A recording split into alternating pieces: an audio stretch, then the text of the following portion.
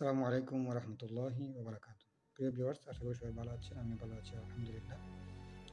দেশ আজকে একটি কঠিন পরিস্থিতির মধ্যে রয়েছে। আমরা যারা রাজনীতিবিদদেরকে দেখছি তারা বিভিন্নভাবে বিভিন্নমুখী হয়ে রয়েছে।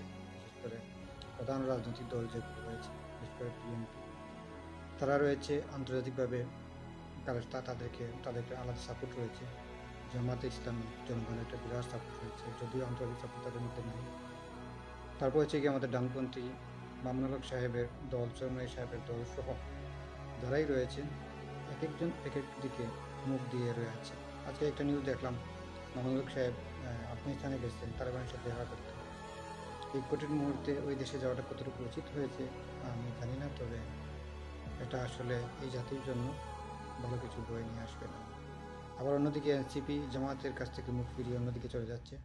প্রথম দিকে তারা নিজেরাই বলল পিআর, উচ্চকক্ষে এবং নিম্নকক্ষে তারা উভয় পক্ষে পিআর চায়, কিন্তু এখন এসে বলতেছে না উচ্চকক্ষে পিআর হলে চলবে, নিম্নকক্ষে পিআর তারাও চায় না। সুতরাং তাদের একটা বাহানা দেখা যাচ্ছে, তারা বিএনপির সাথে জোট গঠন করতে পারে।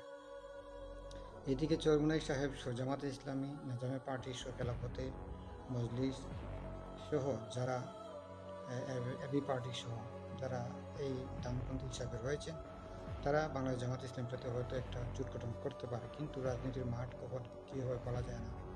কিন্তু একটা জিনিস পরিষ্কার বোঝা যায়, বাংলাদেশ একটি কঠিন পরিস্থিতির মধ্যে রয়েছে। যে কোনো সময় একটা অঘটন ঘটতে পারে।